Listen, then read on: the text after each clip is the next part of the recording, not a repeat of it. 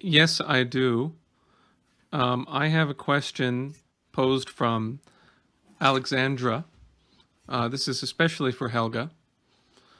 What is your message for Eastern European countries and for their citizens who are at the center of this dangerous escalation? Some of these governments accepted American anti-missile systems, more NATO troops, and their leaders participate in the war propaganda. What can the citizens do for peace?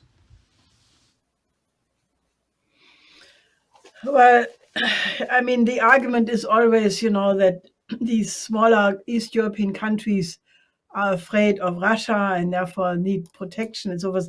I mean, I had over the last 30 years, ever since the Iron Curtain opened, and we had this proposal of the productive triangle practically in January 1990, 6 weeks after the wall came down.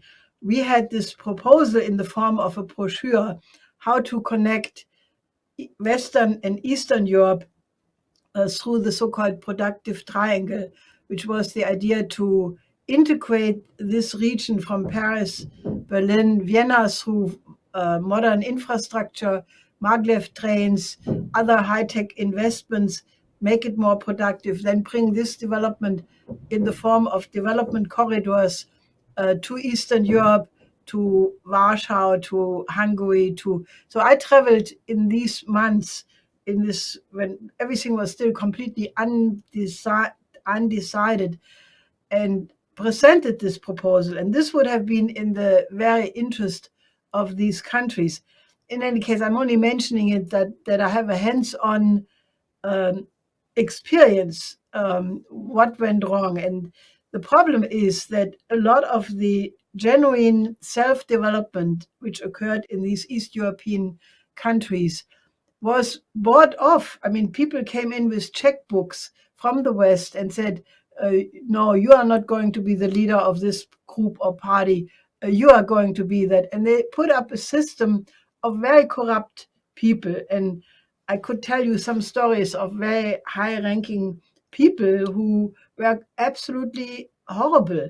I don't want to go into details right now, but not everything is what it looks in these countries. And I think, I think that the most important thing would be, to really understand that with the new development between Russia and China, a lot of these countries want to have good relationship with China. You have the 16+1, Lithuania dropped out in the meantime again. But most of the East European countries have long recognized that with China, they can have access to trains, to other infrastructure projects.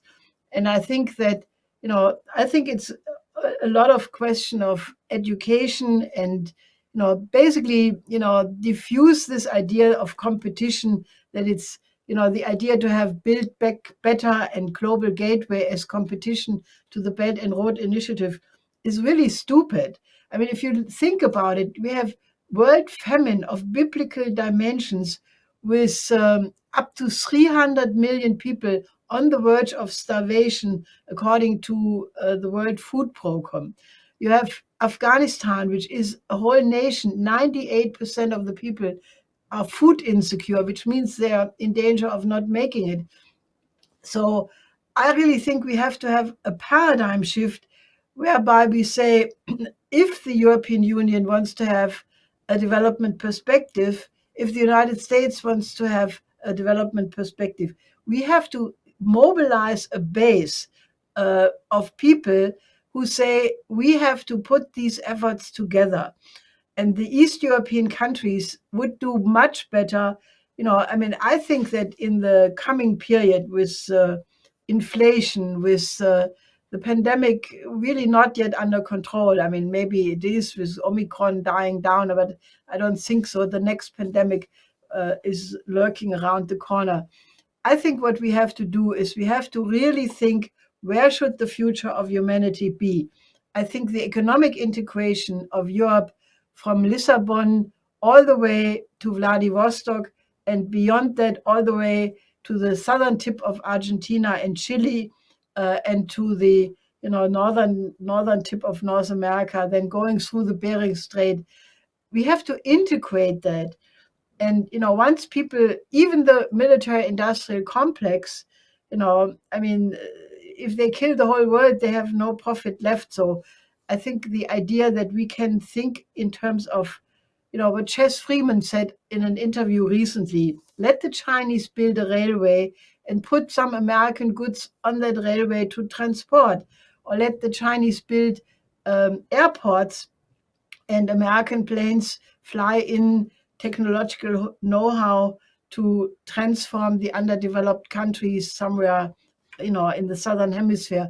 I think we have to get people to overcome this zero-sum game, and the East European countries should just really try to study what are the options and then fight for it, and then